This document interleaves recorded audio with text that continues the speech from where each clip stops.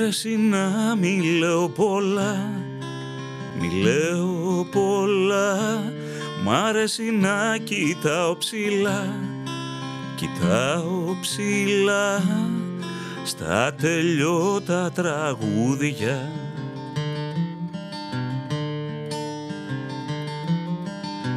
Με τη σκιά μου να πετώ, να πετώ, να πιάνω αστέρια στο βυθό, στο βυθό, βυθό της μουσικής σου.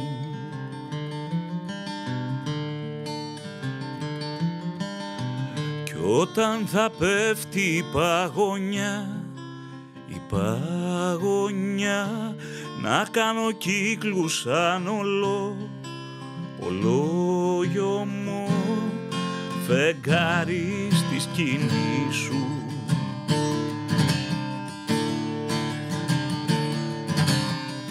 Να ήταν τα φώτα, τα θάμπα, τα θάμπα, να ήταν αστέρια φωτεινά, φωτεινά, στα χέρια να στα αφήσω.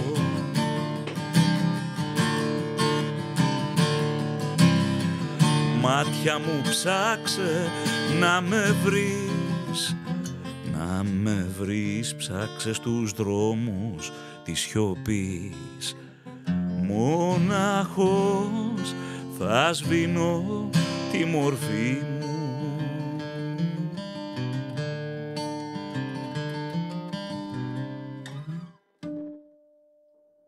Δεν θα μπορούσε το Dark Tape, το συγκεκριμένο το σημερινό, να μην ξεκινήσει μουσικά. Έχουμε τη γύρα μαζί μας και δεν είναι άλλος από το Μάνο Παπαδάκη. Μάνο Παπαδάκη, καλώς όρισες. Καλώς σε βρίσκω, καλώς Έτσι, σε βρίσκω. λοιπόν, ευχαριστούμε πάρα πολύ που μας έκανες τιμή να έρθεις. Δική μου είναι η τιμή. Και να ξεκινήσουμε και με αυτή την κομματάρα. Έτσι, εγώ έχω να τριχιάσω, δεν ξέρω αν το βλέπεις. Το βλέπεις, Πρέπει να το βγάλεις. Πρέπει να το βγάλω, δεν γίνεται. Λοιπόν, καλησπέρα σε όλους. Άλλο ένα επεισόδιο του Dark Tape μόλις ξεκινάει. Εμάς Παπαδάκη στην παρέα μας. Μην ξεχνάτε να κάνετε subscribe, like και share τα βίντεό μας για να δουν κι άλλη αυτή τη γύρα. Έκανε πώς είχε πει η γυναίκα. Γυρολόγο. Ο γυρολόγος, έτσι, κάνει μια στάση στο Dark Tape. Θα μας τραγουδήσει. Θα μιλήσουμε για μουσική αρχαιολογία και να μας πει τι είναι αυτή η γύρα επιτέλους. Να τη μάθει ο κόσμος λίγο καλύτερα. Μάνο, καλώς όρισες ξανά. Καλώς σε βρίσκω. Λοιπόν, πάμε να ξεκινήσουμε να τα πούμε, να τα συζητήσουμε, να σε μάθουμε λίγο παραπάνω. Τέλεια. Πριν περίμενε να πω. Εννοείται. Μπορώ. Ό,τι Λοιπόν, θες. καταρχάς είναι τέλεια όλα. Τέλεια φάση. Είστε φοβεροί. Αποπνέεται έτσι μια χαλαρότητα, μια ωραία ατμόσφαιρα εδώ. Είμαστε μια ωραία ατμόσφαιρα. Αλλά είναι καταπληκτικό, παιδιά, εδώ. Δεν ξέρω. Κάτι πρέπει να κάνετε, να ανοίξετε πόρτες, παράθυρα, να έρχεται κόσμος. Λέω εγώ τώρα. Ευχαριστούμε πάρα πολύ. Μας τιμάει αυτό που λες. Μπράβο. Τι είναι η γύρα? Λοιπόν, τι είναι η γύρα? Καταρχάς, η γύρα είναι... Η γύρα είναι η ιδέα. Θα σου πω. Από πού ξεκίνησε λοιπόν αυτή η ιδέα? Αυτή η ιδέα ξεκίνησε από τα εφηβικά μου χρόνια. Σκεφτόμουν πάντα ότι ήθελα, ξέρεις, να μπορώ να πάρω τις μουσικές μου, τους φίλους μου και να ταξιδέψω και να παίζω παντού, ας πούμε. Αυτή ήταν η ιδέα. Οπότε κάποια στιγμή πήρα ένα βανάκι, ένα παμπάλαιο Volkswagen, και το οποίο το αγαπώ πολύ, είναι η γύρα. Αυτό ξέρεις τι σημαίνει, Volkswagen. Ναι. Το αμάξι του λαού, βέβαια. Έτσι, το αμάξι του λαού. Βέβαια, οπότε, βέβαια. Ρε, και φίλε... είναι το αμάξι του λαού, πραγματικά. Τέλος πάντων, άλλη κουβέντα αυτή. Θέλω να πω, ναι. Αλλά το φτιάξαμε έτσι και φορτώνουμε έτσι όνειρα. Τα πάντα φορτώνουμε μέσα. Δηλαδή, όπου και αν πάμε να παίξουμε, το στήσιμο είναι συγκεκριμένο, διότι γίνεται ένα φανταστικό τέτρις. Ο ντράμερ είναι ο υπεύθυνος του τέτρις αυτού. Ωραίο. Όλοι εμείς βοηθάμε, ξέρεις, βάζοντας τα blocks με ιδιαίτερο τρόπο. Οπότε, αν κάτι δεν πει σωστά, άστα να πάνε. Χαλάει όλο το... Δεν διανοείσαι. Χαλάει έτσι. Ναι. Αυτό. Είναι μια ωραία κατάσταση. Την ευχαριστιόμαστε τώρα.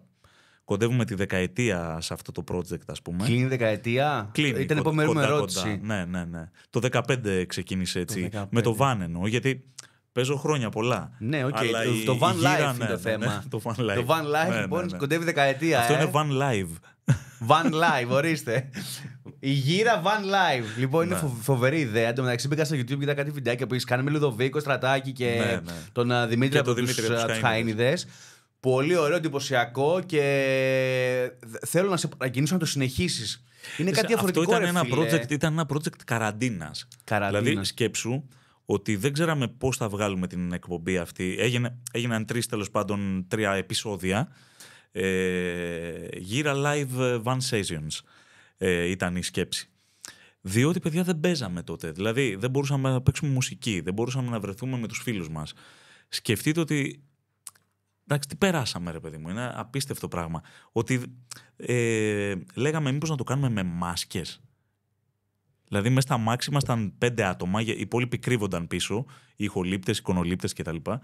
Και λέγαμε πώς θα το κάνουμε, ας πούμε. Μήπως κάναμε τεστ, ας πούμε, πριν. Λέω τι. Τώρα, ας πούμε, συνειδητοποιώ τι κάναμε. Ναι, και φοβερό. Ήταν ένα project καραντίνας. Δεν ξέρω αν θα. Ποιος ξέρει. Κοίταξε να δεις, why not. Ναι. Κοίτα, οι ιδέες πάντα γεννιούνται, ξέρεις, από εκεί που το περιμένεις. Ναι. Ξεκινάνε οι ιδέες και γίνονται πραγματικότητα, γίνονται μεγάλα πράγματα. Όντως. Κοίτα, πάντως σε αυτό το van μέσα έχουν μπει πάρα πολλοί καλλιτέχνες. Δηλαδή από την τεράστια Λένα Πλάτωνος μέχρι το Ψαραντώνη, αυτό το μεγαθύριο. Εντάξει, με κατηγορία μόνος. Έχω να σας πω έτσι κάτι που θα ήθελα πάρα πολύ. Λέω, γιατί καμιά φορά να μην έχω μια κάμερα στο αμάξι, πάντα να υπάρχει. Να γράφει. Backstage. Καλά. Αν μπορούσα να μιλήσει αυτό το αμάξι, θα έλεγε πολλά. Θα έλεγε πολλά, Γιατί, παιδιά, τα ωραιότερα γίνονται πριν και μετά τις συναυλίες. Αλλά έχω να πω ένα σκηνικό. Είμαστε μέσα στο αμάξι για ένα project για μια συναυλία μεγάλη που είχαμε κανονίσει το καλοκαίρι. Και έχω δεξιά μου τον Γιοκαρίνη, τον Γιάννη, και πίσω είναι ο Βασίλης ο Λέκας με τον Βασίλη του Γκαζούλη. Έχω μια οθόνη λοιπόν στο αμάξι και εκείνη την ώρα έπαιζε Steven Tyler, τον Aerosmith, Dream On. Οπότε τραγουδάει ο Tyler εκεί, Dream On.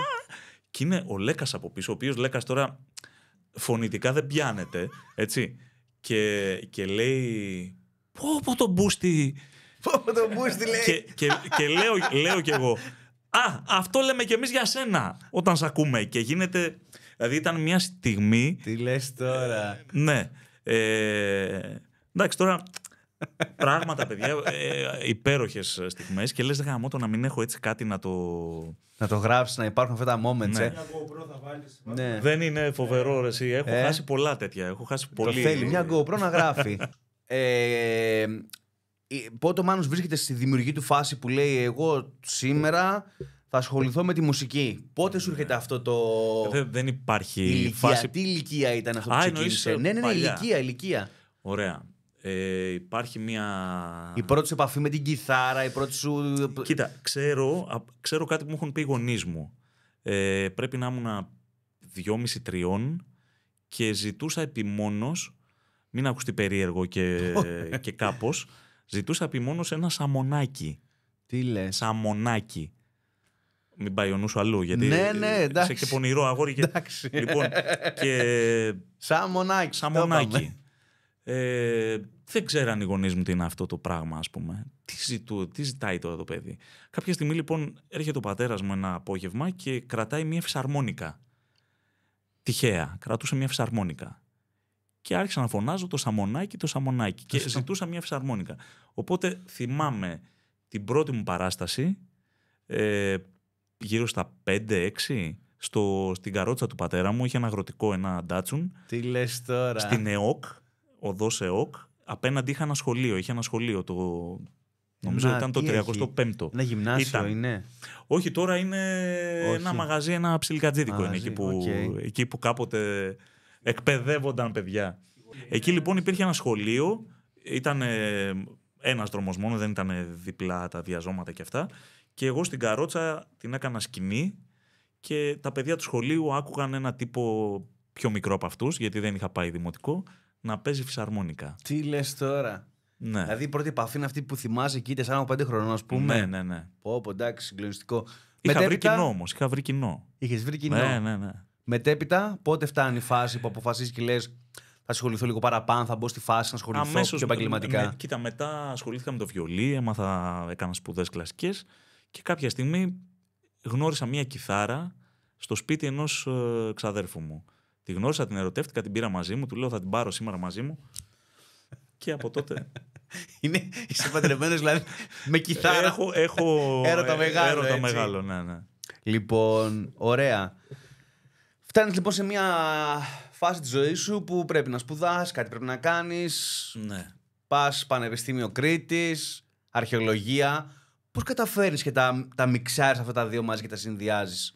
Δεν τα μίξαρα αμέσως. Έπαιξε production πριν. Δηλαδή, ναι. Κοίταξε, μπαίνω πανεπιστήμιο. Κάποια στιγμή μαθαίνω ότι κάνει μία οντισιόν ο Γιάννης ο Μαρκόπουλος, ο μεγάλος συνθέτης, και πηγαίνω στην οντισιόν χωρίς ιδιαίτερες προοπτικές. Δηλαδή πήγα και δεν είχα έτσι και ιδιαίτερες βλέψεις. Λέω εντάξει, παιδί μου, θα πάνε... Είχα μάθει ότι θα πάνε 15 άτομα, ας πούμε. Και ξαφνικά μου λέει την άλλη εβδομάδα παίζουμε στο Μέγαρο Μουσικής. Τι λες τώρα? Οπότε παρατάω τις σπουδές για περίπου 1,5-2 χρόνια και κάνω γύρα με τον Μαρκόπουλο. Τι λες τώρα? Και ναι, ήταν Χαράλαμπος Γαργανουράκης, το σχήμα, Μακεδόνας, Βασιλική Λαβίνα και εγώ. Οπότε γίνεται αυτό με τον Μαρκόπουλο. Μετά επιστρέφω στο πανεπιστήμιο, λέω να το τελειώσω. Και έρχεται η φάση του μήπως να πάω φαντάρος. Οπότε φεύγω και φαντάρος. Okay. Και όλα μετά, πίσω, Ναι. Και μετά τέλος πάντων επιστρέφω, τελειώνω το πανεπιστήμιο και μετά ασχολούμαι μόνο με τη μουσική. Λέω να φτιάξω έτσι μια μουσική σκηνή, το κάνω αποτυχημένα. Εν τω μεταξύ, όσο ώρα μιλάει, να ξέρετε έτσι λοιπόν, εδώ κρατάω 2 σελίδες στα χέρια μου που έχω κάνει το βιογραφικό του. Εδώ, φαίνεται. Εδώ είναι το βιογραφικό του. Το έχω κάνει όσο πιο συμπυκνωμένο μπορούσα. Γιατί μου έβγαινε 4 σελίδες. Που αυτό δεν έχει ξαναγίνει με καλεσμένο 4 σελίδες. Εγώ το έκανα 2. Είναι 2 διπλής. Έχω βάλει μέσα τα βασικά. Έτσι. Δεν λέμε την ηλικία που έχει γεννηθεί. Το 1900. Γιατί να μην το πούμε? Δεν πες το. Εντάξει, οκ. Άλλωστε, λοιπόν, κοίτα, το προδίδουν αυτά εδώ τα... Έλα, εντάξει, στην ίδια μοίρα είμαστε. Λοιπόν, συνεργασίες πολλές. Από το 1999 ξεκινάς, κάνεις παρέλαση να πούμε στη μουσική. Δες εδώ τι γίνεται. 2002, 3, 5, 6, 7, 8, 9, 10. Μεταφέρεσαι και στην τηλεόραση κάποια στιγμή, κάνεις κάτι και τηλεοπτικό. Συνεργασίες τώρα. Θες να σου πω τις συνεργασίες εδώ, θα με θέμα 1/4 εδώ πέρα. Λοιπόν, Γιοκαρίνης, Παπαδόπουλος, Σπυριδούλα, Χρήστος Θηβαίος, Θάνος Μικρούτσικος, Μιλτιάδης Πασχαλίδης, Λάκης Παπαδόπουλος, Γιάννης Γιοκαρίνης, Νίκος Γιώγαλας, Υπόγεια Ρεύματα. Δηλαδή, εντάξει, ρε φίλε. Βασίλης Λέκας, Μαχαιρίτσας, που να πω ότι στην άνοιξη της εκπομπής η κιθάρα που παίζει, να ξέρετε, ήταν του Λαβρέτη Μαχαιρίτσα και την έχει κάνει δώρο στο Μάνο. Με Κατσιμιχαίους, με Γιάννη Χαρούλη, τι άλλα, με Χαΐνιδες, Καζούλης. Δηλαδή, εδώ πέρα δεν με φτάνει εδώ πέρα. Θες κάτι άλλο? Να πάμε παραπέρα. Το 14, το 15, 16, 17, 18, 19, 20. Ανοίγει τη δική σου μουσική σκηνή, την Πηξίδα, που ήταν στο κέντρο, αν δεν κάνω λάθος. Ναι, αυτό ήταν έτσι μια παρόρμηση, γιατί ήθελα ένα χώρο να... Ξέρεις, όπως ήθελα ένα βαν, ήθελα και ένα χώρο να παίζω, να δω πώς είναι, ας πούμε, αυτό. Έγινε ωραία φάση για λίγο, αλλά δυστυχώς ο καλλιτέχνης, νομίζω, κατά την ταπεινή μου άποψη, δεν μπορεί να είναι ταυτόχρονα πολλά πράγματα, δηλαδή δεν μπορεί να διασπάται η προσοχή του, γιατί δεν το κάνει καλά, οπότε εγώ δεν το ήξερα.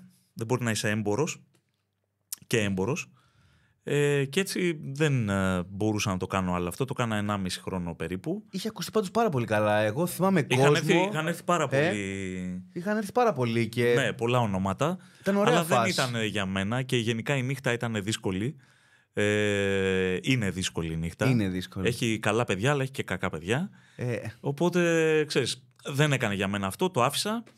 Και μετά, θέλοντας να βγω στο φως της μέρας, λέω, ξέρεις τι, μήπως παίζει τίποτα, ας πούμε, στην αρχαιολογία.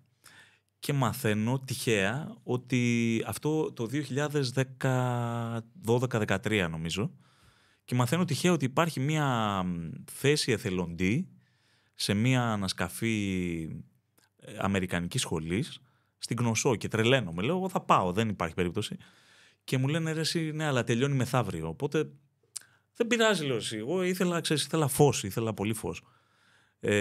Το dark tape σε μένα εκείνο είχε πέσει στα μάτια, ας πούμε. Το φαντάζεσαι, κάντε εικόνα. Και έτσι λοιπόν πήγα, να είναι καλά οι άνθρωποι εκεί, σεβάστηκαν πάρα πολύ την παρουσία μου και είμαστε ακόμα συνεργάτες. Είναι τώρα 11ος χρόνος από εκείνη τη διπλή μέρα που θα πήγαινα.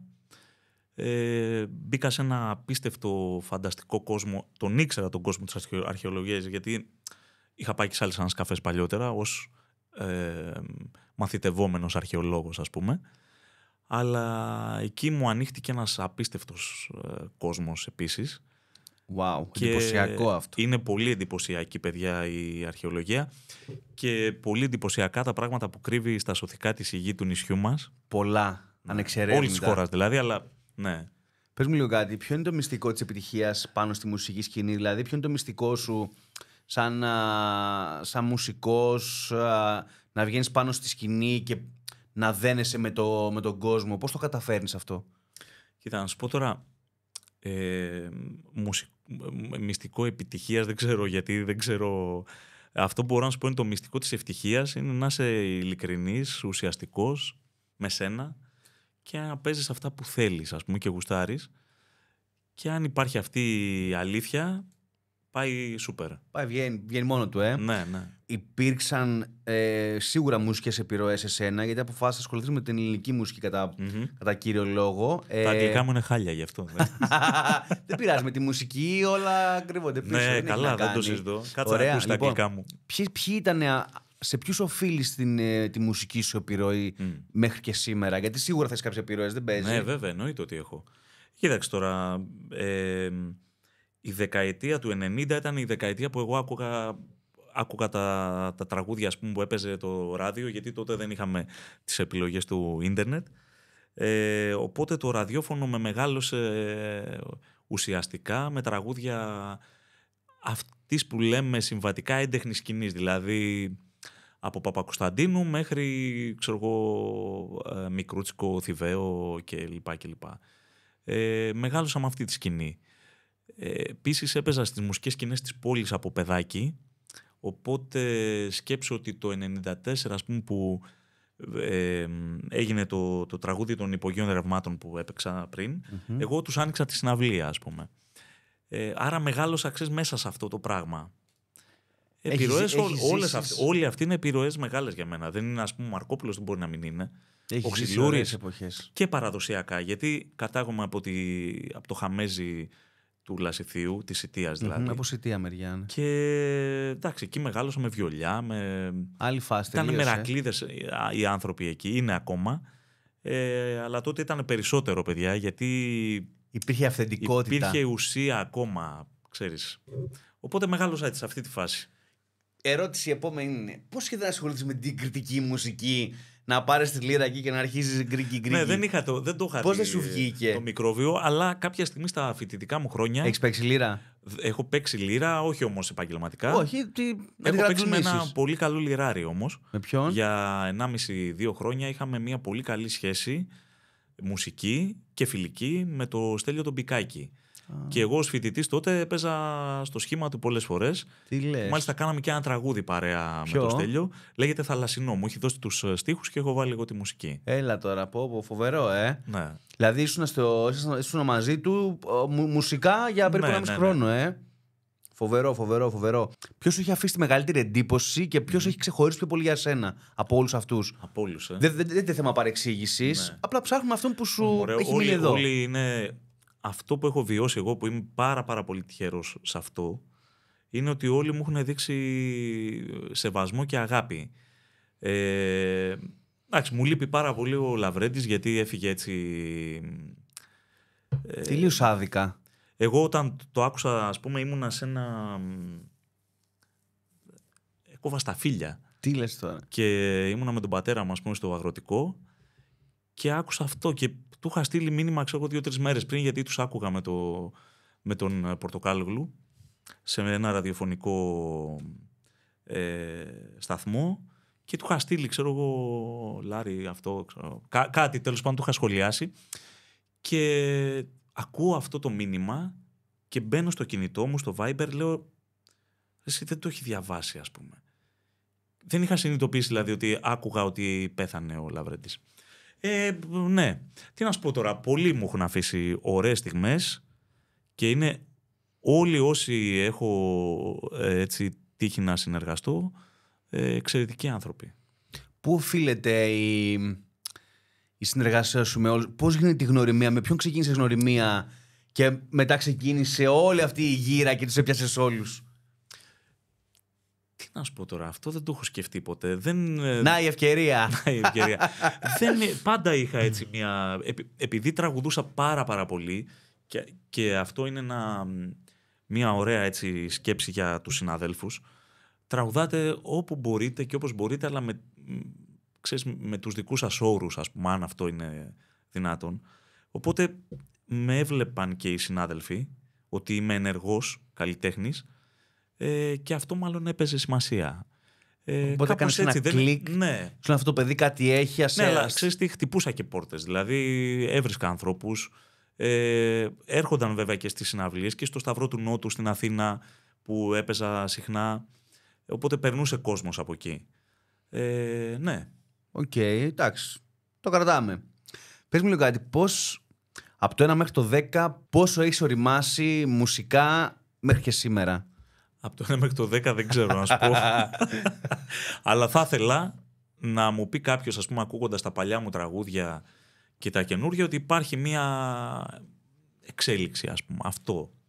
Πες μου, ποιες εμπειρίες έχεις αποκομίσει με τη συνεργασία σου με τον Γιάννη το Μαρκόπουλο? Θα σου πω κάτι που θα θυμάμαι πάντα που συνέβη στην Κύπρο. Έχουμε πάει για συναυλία σε ένα αρχαίο θέατρο και πριν βγούμε μου λέει, σήμερα θα μου κάνεις μια χάρη. Είχαμε παίξει την προηγούμενη στη Λευκοσία, θυμάμαι, και μετά στην Πάφο νομίζω ήταν η επόμενη, και μου λέει την ώρα μου λέει που θα πεις, αντί να πεις μου λέει Κρήτη μου όμορφο νησί, θέλω να πεις Κύπρο μου όμορφο νησί. Εντάξει, εμένα εκείνη την ώρα, να σου πω τώρα, δεν μου ακούστηκε και πολύ όμορφο αυτό.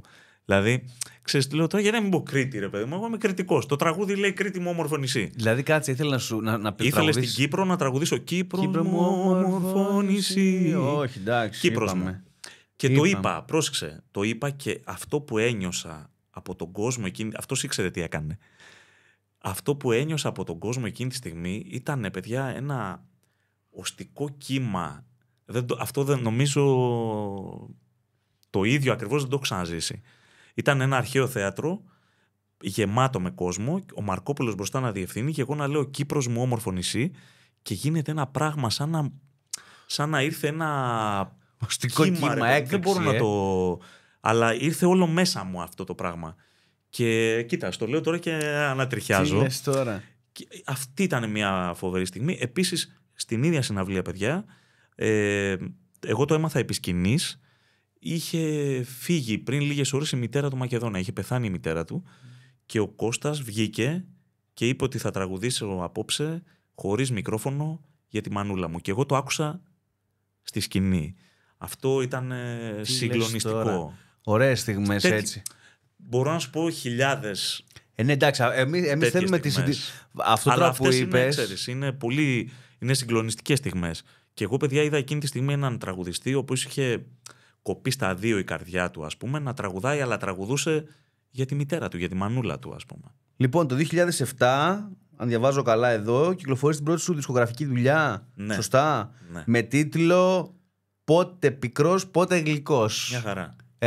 Πώς πήγε? Είσαι διαβασμένος. Πήγε καλά. Κόψαμε 2.000 δίσκους. 2.000, όχι βινίλια, 2.000 δισκάκια CD. Είχαμε CD τότε. Τα προλάβαμε. Εμείς οι παλιοί. Πω, τι μου θυμάσαι εποχές τώρα, εντάξει. Ναι. Πήγε σούπερ. Πήγε πολύ καλά. Συμμετείχε ο Γαργανουράκης ο Χαράλαμπος και ο Γιάννης ο Κασοτάκης. Ήταν μια ωραία προσπάθεια. Ωραία. Σε αυτό το CD είναι το τραγούδι με τον με τον Μπικάκη, το Στέλιο. Α, σε αυτό είναι. Στο πρώτο δισκάκι. Ναι. Ωραίος. Λοιπόν, αριθμός 3. Ο συμβολικός αριθμός 3 ήταν το Τι είναι τρίτο αριθμός? CD. Αχα. Ήταν ένα δισκάκι, προσπάθησα να τριγωνίσω τον κύκλο εκεί και έκανα ένα τριγωνικό CD. Εκεί συμμετείχαν πάρα πολλοί φίλοι. Ο Γιάννης ο Κότσιρας, ο Βασίλης ο Καζούλης, ο Σπύρος ο Γραμμένος, ο Φίλιππος ο Μπουραήμης και ο Δημήτρης ο Ζαχαριουδάκης από τους Χαΐνιδες. Ναι, αυτό. Ο συμβολικός αριθμός 3 ήταν η φάση μετά τα μνημόνια. Okay. Ένιωθα ότι όλοι είχαμε πάρει τα 3 μας. Καλά τα λες. Γενικότερα. Τα 3, Εγώ ήμουνα στα 33 μου χρόνια. Κοίταξε, προς το παρόν μας έχουν δώσει τα 2. Είμαστε 2-0. Ναι. Άρα μέχρι να πάμε στο 3-0, νομίζω ότι έχεις πέσει κοντά. Άστα να πάνε. Ναι, οπότε ήταν αυτό. Ωραία. Αυτή η φάση. Λοιπόν, οι πληροφορίες μου αν είναι σωστές, είχες ανοίξει την συναυλία για το ελληνικό ροκ. Ναι, του Βασίλη. Ήταν Βασίλης Παπακοσταντίνου, Γιοκαρίνης, Σπυριδούλα. Ναι. Εντάξει, φιλάτε. Στο γήπεδο της Ομαδάρας. Πες το. Όφι, τι να. Αφού είπα Ομαδάρα, δεν χρειάζεται να πω κάτι άλλο. Κατάλαβα. Πες το, τι, δεν χρειάζεται, πρέπει να το λέμε έτσι. Πώς ένιωσες, πώς ήταν η φάση εκεί πέρα? Φοβερό συναίσθημα. Απίστευτο, Ναι. Από κάτω ο κόσμος τώρα να περιμένει εκεί και να βγαίνεις εκεί. Εγώ είχα δει τώρα, ξέρεις, είχα πίσω, ας πούμε. Το Γιοκαρίνη τον ήξερα, γιατί είχαμε παίξει και παλιότερα παρέα. Αλλά εντάξει, τώρα με τον Παπακοσταντίνου, Σπυριδούλα, εντάξει, τι να λέμε τώρα. Έμαθα κάποιες ιστορίες, άκουγα και τον Παύλο, ωραία πράγματα τώρα είναι. Λοιπόν, πάρε μια ανάσα. Ό,τι θες. Έχουμε ακόμα εδώ πέρα κάποιες ερωτησούλες. Θέλω μουσική, θέλω κιθαρίτσα. Εντάξει, μέσα. Κύριε σκηνοθέτα, το έχουμε να μας παίξει. Λοιπόν, θέλω να μου πεις τραγούδι δικό σου, από τους δίσκους σου. Ωραία. Πες μας 2 τραγουδάκια, να σε απολαύσουμε κι εμείς, απολαύσει το κοινό. Πάμε, φύγαμε. Πάμε.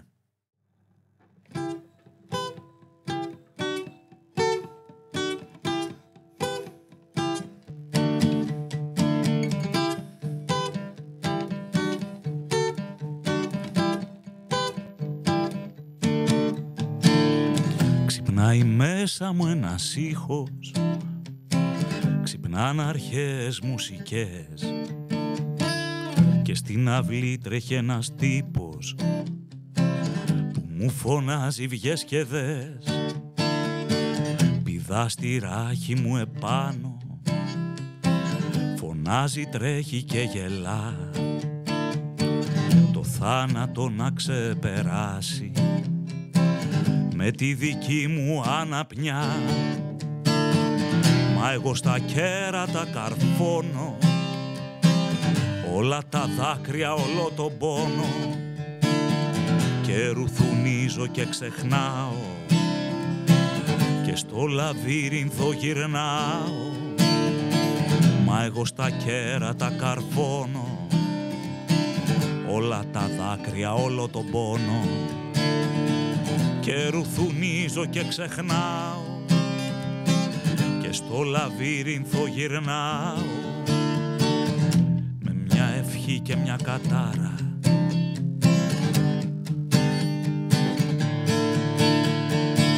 Υδρότας λούζει το κορμί μου, υγρά τα μάτια δε θωρώ, όσα κι αν είδα στη ζωή μου σε μια στιγμή τα ξαναζώ. Με μια ευχή και μια κατάρα απ' το λαβύρινθο να βγω, μαν πίσω θέλω να γυρίσω ποτέ μου δεν θα ξαναμπω. Μα εγώ στα κέρατα καρφώνω όλα τα δάκρυα, όλο τον πόνο και ρουθουνίζω και ξεχνάω και στο λαβύρινθο γυρνάω. Χρώματα κλέβουν τη ματιά μου, 8 ασπίδες στη σειρά, χρόνος και θρόνος ίσον χρόνος, μου λένε τα αρχαία μυστικά. Ξεθάβω ό,τι έχει μείνει κι από τη λύθη και τη μνήμη το σταυροδρόμι προσπερνάω και στο λαβύρινθο γυρνάω. Μα εγώ στα κέρατα καρφώνω όλα τα δάκρυα, όλο τον πόνο και ρουθουνίζω και ξεχνάω και στο λαβύρινθο γυρνάω. Μα εγώ στα κέρατα καρφώνω όλα τα δάκρυα, όλο τον πόνο και ρουθουνίζω μες στη σκόνη. Ποιος απ' τους δυο μας με σκοτώνει. Δυνατός ο Μάνος. Ευχαριστούμε. Πάμε, έχουμε και συνέχεια, δεν τελειώνει εδώ. Θέλουμε μουσική. Παιδιά, δεν ξέρω τι να παίξω. Μουσική. Τώρα. Για να δω. Βάλε, διάλεξε εκεί ό,τι θέλεις. Σκέφτομαι τώρα. Θα παίξω αυτό, ας πούμε. Όποιο θες. Μου ήρθε. Εμείς εδώ μας σας απολαύσουμε. Απολαμβάνουμε τη γύρα τώρα, την έχουμε πριβέ εδώ για πάρτι μας, τώρα ζήλια σας. Θα δείτε το επεισόδιο, θα το απολαύσετε, ο Μάνος είναι φοβερός. Λοιπόν, ψάχνω να βρω αυτό. Αυτό εδώ που θέλω να το παίξω.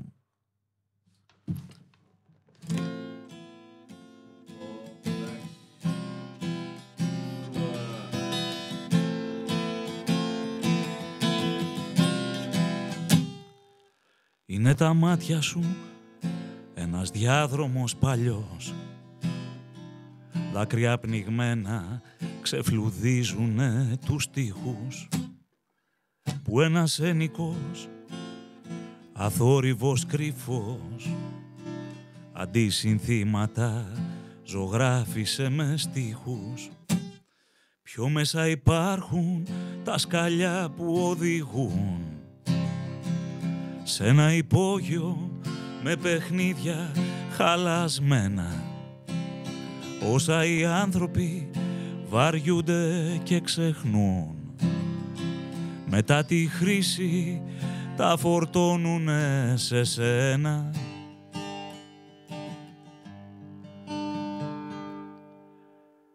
Μου λες τα μάτια σου να μην τα αγαπώ και να μην πάψω να πιστεύω στα δικά μου. Μα αυτά τα μάτια όπου χαθώ και όπου βρεθώ τα έχω πίσω μου και μέσα και μπροστά μου. Μου λες τα μάτια σου να μην τα αγαπώ και να μην πάψω να πιστεύω στα δικά μου. Μα αυτά τα μάτια όπου χαθώ και όπου βρεθώ τα έχω πίσω μου και μέσα και μπροστά μου.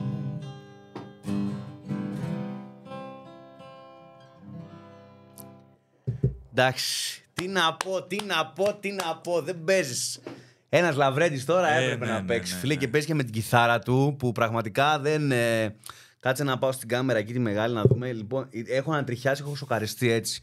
Γιατί παίζει με την κιθάρα αυτού του ανθρώπου τραγούδι δικό του, έτσι. Δεν είναι συγκλονιστικό, ρε Θάνο? Φοβερό, δηλαδή, εντάξει, η εμπειρία είναι μοναδική. Δηλαδή, ευχαριστώ που μου έχει μεταφέρει αυτό το συναίσθημα. Γιατί το Λαβρέντη τον έχουμε αγαπήσει όλοι. Έχει αφήσει πίσω φοβερές επιτυχίες. Οπότε είναι εντάξει, δεν. Ψυχή φοβερή, και μου έλεγε και ο Θανάσης εδώ την ιστορία τη δική του. Τη δική του. Είναι ωραίο να έχεις ιστορίες με τέτοιους ανθρώπους. Δεν τους ξεχνάς ποτέ, ρε φίλε. Ποτέ. Έχουμε μας ρίξει τώρα άλλο ένα στη γύρα. Στη γύρα, από Λαβρέντη, ας πούμε, ή γενικά? Ό,τι θες εσύ, δεν έχω εγώ θέμα.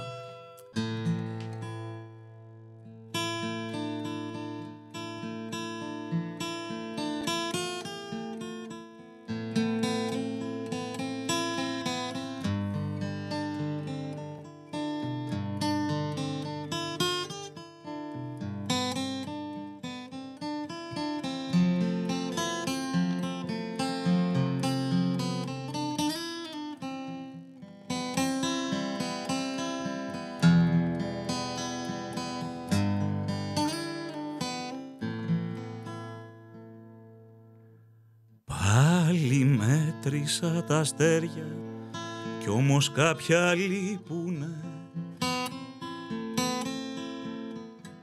Μόνο τα δικά σου χέρια δε με εγκαταλείπουνε. πως μ' αρέσουν τα μαλλιά σου στη βροχή να βρέχονται. Τα φεγγάρια στο κορμί σου να πηγαίνω έρχονται. Να κοιμηθούμε αγκαλιά, να μπερδευτούν τα όνειρά μας και στον φιλιών τη μουσική ρυθμό να δίνει η καρδιά μας. Να κοιμηθούμε αγκαλιά, να μπερδευτούν τα όνειρά μας για μια ολόκληρη ζωή, να είναι η βραδιά δικιά μας. Δεν μπορώ να περιγράψω τη χαρά που έχω μέσα μου και όλο αυτό το θετικό το vibe που μου βγάζει ο Μάνος, γιατί μας έχει πει τώρα 3 τραγουδάρες. Εγώ έχω ανατριχιάσει μέχρι τα γένια, με έχουν σηκωθεί σούζα, ρε φίλε. Γιατί ξέρεις, μεταφέρεις αυτό το θετικό το vibe και είναι αυτό που θέλουμε να μεταφέρουμε μέσα από αυτή την εκπομπή που κάνουμε εδώ. Παρόλο που το όνομα παραπέμπει αλλού, εμείς κάνουμε το ανάποδο, κατάλαβες. Ναι, μου αρέσει αυτό. Κοίτα, θα μπορούσε να είναι ένα dark tape, ας πούμε, στις κακές σκέψεις. Οκ. Πες το έτσι. Πες το έτσι. Και εγώ αυτό σκέφτηκα, ρε παιδί. Κάποιος μπορεί να βάλει το ποτό του ή να πιει, το χυμό του τώρα. Και να κάτσει να απολαύσει. Και έτσι να ακούσει. Έτσι, ρε μαμά, αυτό είμαστε. Ναι. Αυτό κάνουμε, κατάλαβες. Πάμε τώρα να μιλήσουμε λίγο για τα αρχαιολογικά. Ναι, ό,τι Αγελά, να πάμε έτσι λίγο στην πιο φάση την περίεργη. Για πες. Λοιπόν, πες λίγο κάτι. Αν έβρισκες ένα αρχαίο αντικείμενο, τώρα να ανασκαφείς, ναι, και αυτό το αρχαίο αντικείμενο έχει την ικανότητα να σου μιλήσει εκείνη τη στιγμή, τι θα θέλεις να ακούσεις από αυτό το αντικείμενο? Τι θα ήθελα να ακούσω. Ναι. Βρίσκεις κάτι γίνεται από αυτό και αυτό μιλάει. Λοιπόν, έχω να σου πω τώρα ότι όλα μιλάνε. Okay. Ό,τι βρίσκουμε μιλάει. Και είναι φοβερό το πώς μιλάνε. Αλλά ως ερώτηση θα την πάρω αυτούσια. Να σου πω ότι θα ήθελα να μου πει πάρα πολλά πράγματα. Πολλές ερωτήσεις θα είχα. Αλλά μία από τις ερωτήσεις που θα είναι. Περνάς ωραία. Αν αυτό το αντικείμενο έχει να κάνει με έναν άνθρωπο, ας πούμε, και είναι ωραία η περίοδος που ζεις, ας πούμε, αυτό. Τι λες τώρα? Αυτή είναι μια ερώτηση που θα ήθελα να έχω μια απάντηση. Γιατί ξέρεις, εμείς βρίσκουμε αντικείμενα συνεχώς, τα οποία όντως μιλάνε. Δηλαδή, πραγματικά το αντικείμενο, όταν το βρεις στο συγκεκριμένο του χώρο, απείραχτο κτλ., σου δίνει χιλιάδες πληροφορίες. Όλα τα αντικείμενα σου λένε διάφορα πράγματα. Αυτό που δεν μπορούν να σου πούν είναι αυτό. Είναι ωραία η περίοδος που ζούμε. Ζούμε ήρεμα. Πού με φέρεις τώρα στο φως, τι άσε με εδώ πέρα τώρα να ράξω. Τι με βγάζεις από εδώ πέρα με τόσα χρόνια μέσα στο χώμα, ναι. Παίζει αυτό, είναι. Λοιπόν, πες μου, ποιο είναι το πιο παράξενο ή το πιο αστείο αντικείμενο που έχεις εντοπίσει, που έχετε εντοπίσει στην ανασκαφή, έτσι. Και είναι κάτι το οποίο δεν το περίμενες. Λες, τι φάση, τι είναι αυτό, τέλος πάντων, τι βρήκαμε. Παράξενο, Ναι, ναι. Okay. Τι να σου πω τώρα, έχουμε βρει κομμάτια ποδηλάτου, ξέρω εγώ. Το οποίο όμως, ναι, ήταν ένα ποδήλατο, ξέρω εγώ, του 50. Το βρήκαμε εμείς σε βάθος, ξέρω εγώ, 20 εκατοστών. Και πιο κάτω, ας πούμε, βρίσκεις θησαυρούς ανεκτήμητους. Τι είναι το πιο απίθανο που έχεις εντοπίσει σε θησαυρό που λες, πω, εντάξει, τι βρήκαμε σήμερα, ρε φίλε? Παιδιά, αν επιτρέπετε να το πούμε έτσι, και δεν είναι κάτι κρυφό. Όχι, και μάλιστα τα έχω στα χέρια μου. Αυτός ο γρίπας που βλέπεις εδώ στο χέρι είναι ένας γρίπας που βρήκαμε σε ένα ξύφος στη Γνωσό. Τι να σου πω τώρα, πολλά μπορώ να σου πω και για κάτι που βρήκαμε στην Κύπρο, μια μπάρα χρυσού, την οποία κάποιος άνθρωπος της περίοδου του 1200 π.Χ. Είδε ότι θα δέχονταν επίθεση από πειρατές, οπότε πήγε στη γωνιά του σπιτιού, έσκαψε, το κρύψε και μετά από 3.200 χρόνια εμείς το βρήκαμε εκεί, που σημαίνει ότι αυτός δεν έζησε για να το βρει. Τι λες τώρα? Και εκεί ανακαλύπτεις τη ματαιότητα των πάντων, παιδιά. Των πάντων, Ναι. Πω. Είναι πολλές τέτοιες στιγμές. Τα αντικείμενα όλα πάντως έχουν μια ιερότητα. Και γενικά η ανασκαφή δεν είναι τίποτα άλλο από καταστροφή. Δηλαδή εμείς στην ουσία καταστρέφουμε πράγματα τα οποία τα έχει καλύψει ο χρόνος με χώμα. Χιλιάδες ιστορίες ανθρώπων πίσω. Και εμείς τώρα Σκαλίζουμε, τα καταστρέφουμε όλα, είναι μια καταστροφή, ας πούμε. Αλλά μέσα από αυτήν παίρνεις πληροφορίες για το πώς ζούσαν οι άνθρωποι παλιότερα. Αν μπορούσες να ταξιδέψεις πίσω στον χρόνο και να κάνεις ανασκαφές. Ναι. Ωραία. Στον χρόνο, δηλαδή ένας αρχαιολόγος στην αρχαιότητα. Ναι, ένας ταξιδιάρης. Έτσι, μάλιστα. Λοιπόν. Για πες. Ωραία. Και να κάνεις ανασκαφές, ποια εποχή θα διάλεγες και γιατί.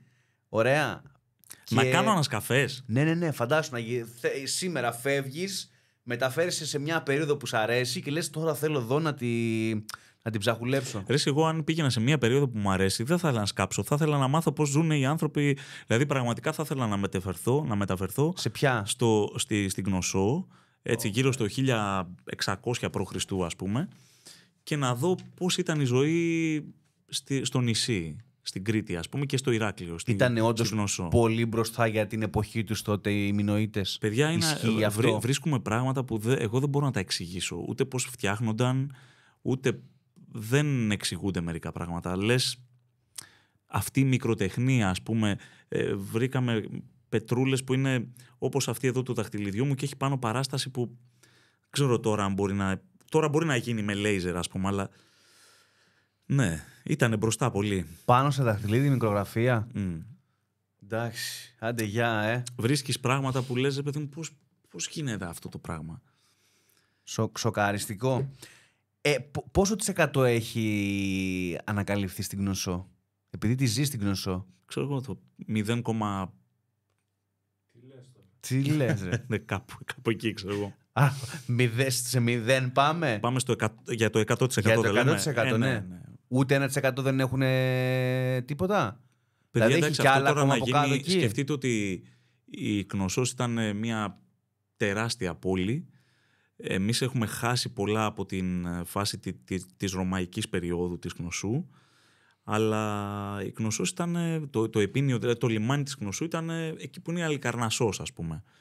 Όλο αυτό το πράγμα μέχρι και την Κνωσό, αλλά και η Κνωσός δεν σταματούσε εκεί που είναι το Ανάκτορο. Έτσι, σκεφτείτε ότι όλο και Αρχάνες αλλά οι Αρχάνες ήταν μια διαφορετική φάση. Θέλω να πω ότι η πόλη είναι κάτω από την πόλη μας. Οπότε έχει κι άλλα να δώσει. Έχετε εντοπίσει κάτι το οποίο δεν έχει βγει στη φόρα? Και για κάποιο λόγο δεν πρέπει να βγει? Όχι, για όλα πρέπει να βγουν. Δεν υπάρχει, ξέρεις, κάτι τέτοιο, ας πούμε, θεωρίες συνωμοσίας ότι δεν πρέπει να βγουν γιατί δεν ξέρω κι εγώ τι μπορεί να σκεφτεί ο καθένας. Όχι, έχουμε βρει πολύ σημαντικά ευρήματα και εμείς και πολλοί άλλοι συνάδελφοι, αλλά εγώ δεν μπορώ να μιλήσω για τα υπόλοιπα. Υπάρχει ένα σκύπτρο αυτή τη στιγμή το οποίο έχει παρουσιαστεί και στο Μουσείο Γουλανδρή πριν από λίγα χρόνια, που έγινε μια έκθεση του Νίκου του Σταμπολίδη, που ήταν ο διευθυντής του τότε μουσείου, ο σημερινός διευθυντής του Μουσείου Ακρόπολης. Βρήκαμε ένα σκύπτρο, το οποίο μάλλον είναι από δόντι υποπόταμου και είναι πάνω όλο εγχάρακτο και έχει μάλλον την μεγαλύτερη, μάλλον πρόκειται για μια προσευχή ή ιερά λόγια τέλος πάντων, σε γραμμική α.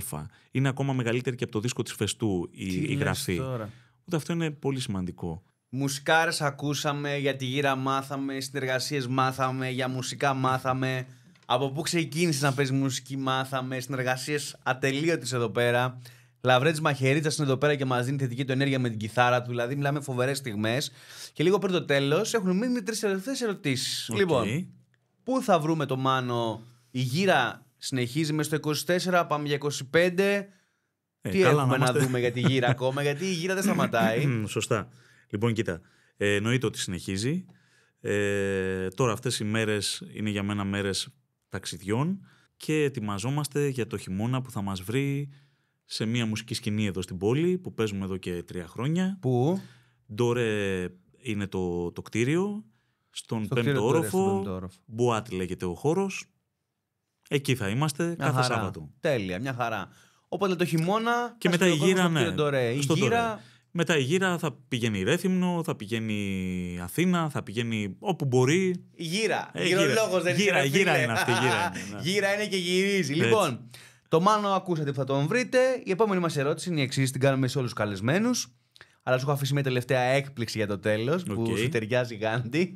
Λοιπόν, θέλω να μας πεις εσύ, σε κάθε καλεσμένο, κάνουμε την ερώτηση να μας πει, να μας δώσει τη συμβουλή του για τους νέους. Ωραία, γιατί ζούμε σε μια πολύ περίεργη εποχή με social media, βία, όλα αυτά. Έτσι. Και βλέπουμε κάποια παιδιά τα οποία δεν βγαίνουν μπροστά να προχωρήσουν, να ολοκληρώσουν τα όνειρά τους και μένουν πίσω. Ναι. Θέλω να μου πεις λοιπόν και εσύ με τη δική σου ματιά στα νέα παιδιά που θα ασχοληθούν με τη μουσική, το μήνυμά σου ποιο είναι για αυτά τα παιδιά, να βγουν προς τα έξω. Νομίζω ότι το ξέρουν καλύτερα από μένα τα νέα τα παιδιά και το κάνουν σούπερ και με πολύ δύναμη.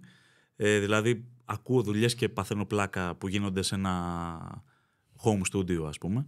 Απλά το μόνο που θέλω να πω εγώ είναι ότι να μην αφήνουν αυτό, ξέρεις, το ποτάμι της καθημερινότητας και της ανάγκης να τους παρασύρει, γιατί, παιδιά, αυτό είναι το μεγαλύτερο ναρκωτικό του αιώνα μας. Δηλαδή, ξέρεις, το να κάνεις κάτι που δεν αγαπάς, το να έχεις απλά μια δουλειά και όχι μια εργασία, είναι το μεγαλύτερο ναρκωτικό, διότι σε κάνει να ξεχνάς το όνειρό σου. Άμα το κυνηγάς το όνειρό σου, θα σε πάει εκεί που πρέπει να σε πάει. Και κάπου θα λάμψει. Κάπου θα λάμψει, κυνήγα τη, ναι. Μη σε σταματάνε, τέλος πάντων, μη σε σταματάει η καθημερινότητα. Όση ανάγκη κι αν έχεις, προσπάθησε να κάνεις αυτό που αγαπάς. Κρατάμε αυτό. Ναι. Ακούσατε τι είπε. Είπε κάποιες λέξεις κλειδιά. Αυτές αποθηκεύστε. Και λίγο πριν τον αποχαιρετήσουμε και μας πει και ένα τελευταίο κομμάτι και να πάμε να τον υποδεχτούμε στο κουιζάριο, να δούμε πόσο καλά γνωρίζει από μουσική και από αρχαιολογία. Λοιπόν, θέλω να σου κάνω τώρα μια ερώτηση, η οποία είναι. Όταν τη σκεφτόμουν, να λέω ρε φίλε, εντάξει, δεν έχω ξανασκεφτεί τέτοια ερώτηση. Λοιπόν, αν μπορούσες να δημιουργήσεις μια μπάντα από αρχαίους Έλληνες,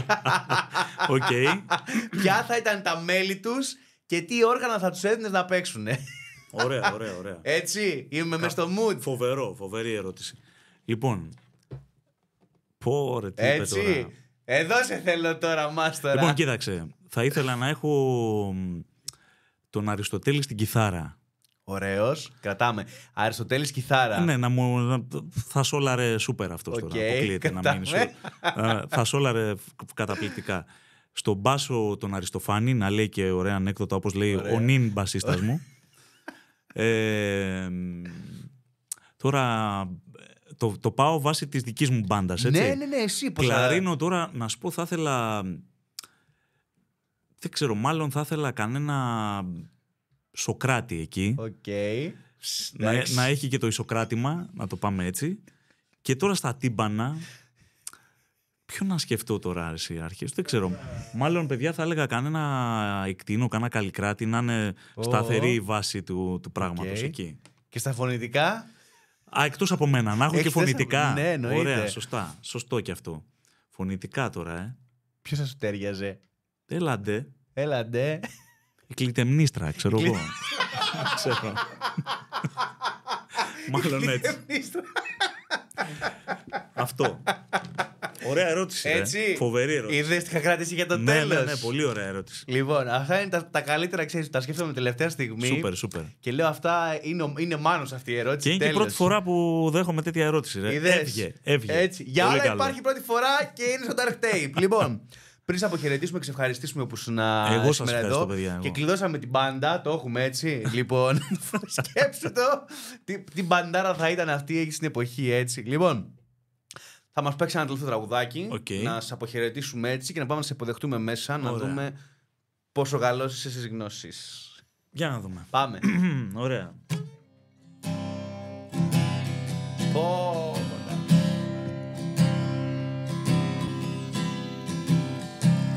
Σου γράφω πάλι από ανάγκη, η ώρα 5 το πρωί, το μόνο πράγμα που έχει μείνει όρθιο στον κόσμο είσαι εσύ.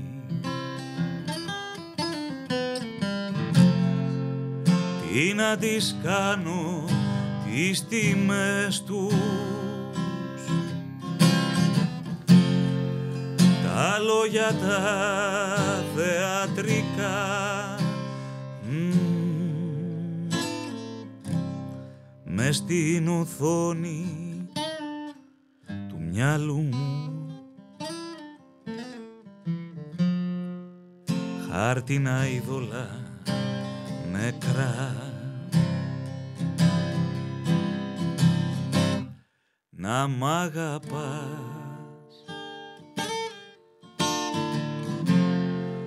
όσο μπορείς, να μ' αγαπάς,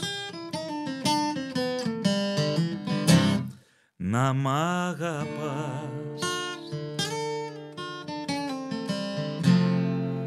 όσο μπορείς, να μ' αγαπάς.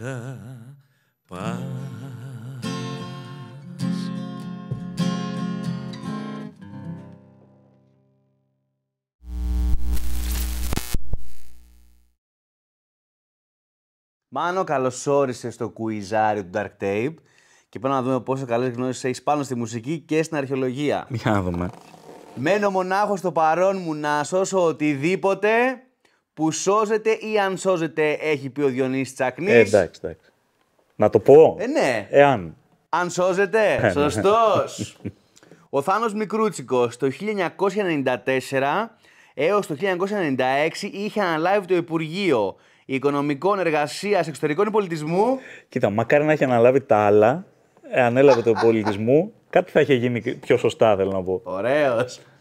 Πώς ονομαζόταν το συγκρότημα που δημιούργησε μαζί με τον Παύλο Κικριλή, τον Τόλι Σκαματζούρα, τον Αντώνη Μιτζέλο και τον Τάκη Βασαλάκη, ο Λαβρέτης Μαχαιρίτσας. Έλα. Σκαθάρια, τερμίτες, σκουλίκια ή σαράκια. Σκουλίκια.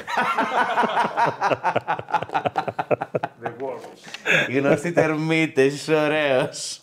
Σε ποια μάχη ο Μέγα Αλέξανδρος ήρθε αντιμέτωπος με τον βασιλιά του Ινδικού κράτους Πόρο?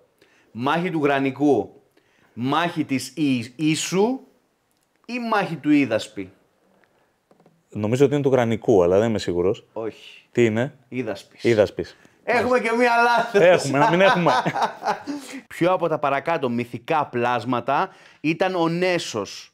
Σάτυρος, Τιτάνας, Γίγαντας ή Κένταυρος? Κένταυρος. Είσαι ωραίος! Είσαι ωραίος, Μάνο. Εσύ είστε πιο ωραίοι. Είσαι ωραίος. Λοιπόν, απάντησες σχεδόν σωστά σε όλες τις ερωτήσεις. Λίγο πριν κλείσουμε, θέλω να μας πεις την εμπειρία σου μαζί μας στο Dark Tape. Λοιπόν, σε κοιτάζω στα μάτια τώρα. Κοίτα, εκεί, κοιτάζω στα μάτια. Πέρασα καταπληκτικά. Είστε φοβεροί και οι δύο. Με κάνατε και ένιωσα πάρα πολύ χαλαρά και όμορφα. Σας ευχαριστώ πάρα πολύ.